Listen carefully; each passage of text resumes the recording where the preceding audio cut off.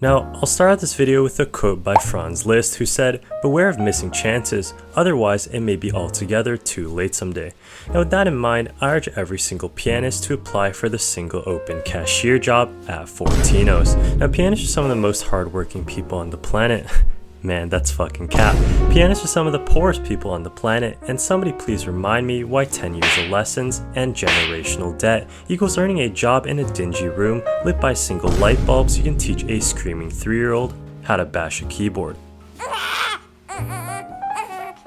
Now while I've extensively covered nearly every technical aspect of piano to the extent of a fucking wading pool, I want to describe my interaction with some pianists I met in my first year of university.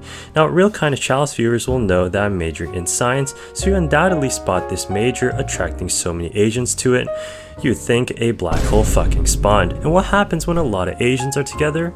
A whole load of car crashes and a whole load of pianists. Now I wish I could debunk these stereotypes, but I just so happened to be friends with this guy, and he just so happened to be Asian. So apparently God tweaked the fucking spawn rates of perfect pitch people, because not only did my ex-girlfriend have it, but this random ass dude also spawned with it. Let me search it up. 1 in 10,000? Now this dude was one chill ass dude, and at this point I had broken up my girlfriend and he happened to do the same, so we did the natural thing and hooked up. Now instead he actually introduced me to this guy named Iruma, but I told him I ain't gay. Now one of the most overplayed songs in all of existence is KSI's Thick of It, but a close second is River Flows in You. But to a person who's never even heard the artist before, I thought the piece was actually quite nice. He then went on to absolutely rizz me up like my smelly uncle by playing Maybe, a song which I was so baffled by that I instantly demanded sheet music for. Now with this legendary song in my hands, I was ready to practice day in and day out for a few mediocre claps in public. Now a month went by practicing on a piano so out of tune you would think I was playing Rushy at this point, so I finally thought it was time to hit my boy up. "Hey bro, wanna play some piano sometime?" Nah, I'm good. Now eventually my everlasting perpetuating ass got him to leave his room, and word on the street was he knew where the coveted grand piano was. Now grand piano is like a black market drug for Asians, and I couldn't really blame my university for not putting more of them in public. For one thing, on the very first day I was on campus, I literally saw 2 white dudes with a combined IQ of my last 2 floating pieces of Cheerio smack the already broken upright piano like they were playing drums.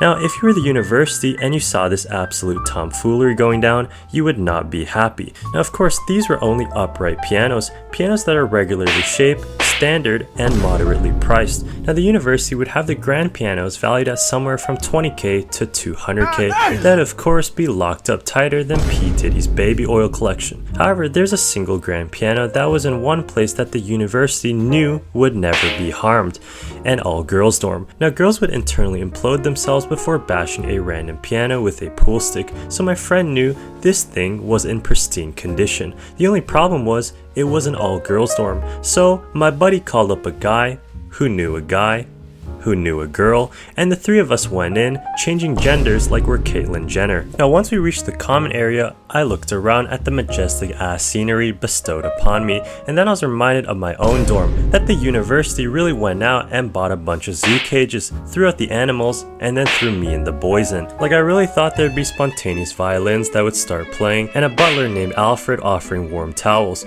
but the crown jewel of it all was of course the grand piano. Oh shit, is that a working faucet? Now after admiring the goddamn founding fathers of this building, my boy sat down, cracked his hands, neck, and probably toes, and said, "What do you want to listen to?" Now you may be thinking, what's the difference between a grand piano and an upright one in my dorm?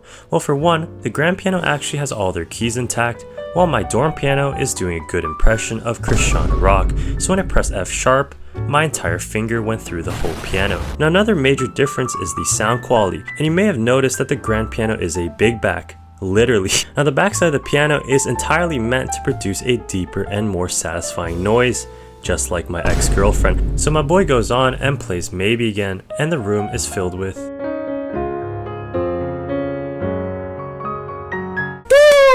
That was so good. What else can you play? Well, if you like Yuruma, I can play a few songs and you tell me what you like. And with that, bro goes on to MuseScore and sight reads song after song after looking at each of them just once. Somebody please get me this perfect pitch drug. But in the end, as we're about to leave, he goes and says, "Hey, I've been practicing this one song. It's called Springtime." Now I remember already being impressed at hearing what a real trained pianist was like, RCM 10 and perfect pitch, and Springtime was already a very nice song, but he added like 10 different variations onto the chorus with so much emphasis and emotion that I just wet myself. But really, 2 a.m. and a comfortable firelit room with a pianist playing the best song I've ever heard, man, that shit was amazing. So as we stepped outside into the pouring rain, I shook that guy's hand and I was like, "Brother, you need to do something with all that talent." He looked at me and made out with me. Okay, my fault guys, I killed the mood. I meant he said, "Okay, I'll do that someday." Now unfortunately I didn't have a chance to meet him again after that, but if you want to hear more piano stories, here's both parts on my first ever girlfriend. Yeah, 10K, let's get it!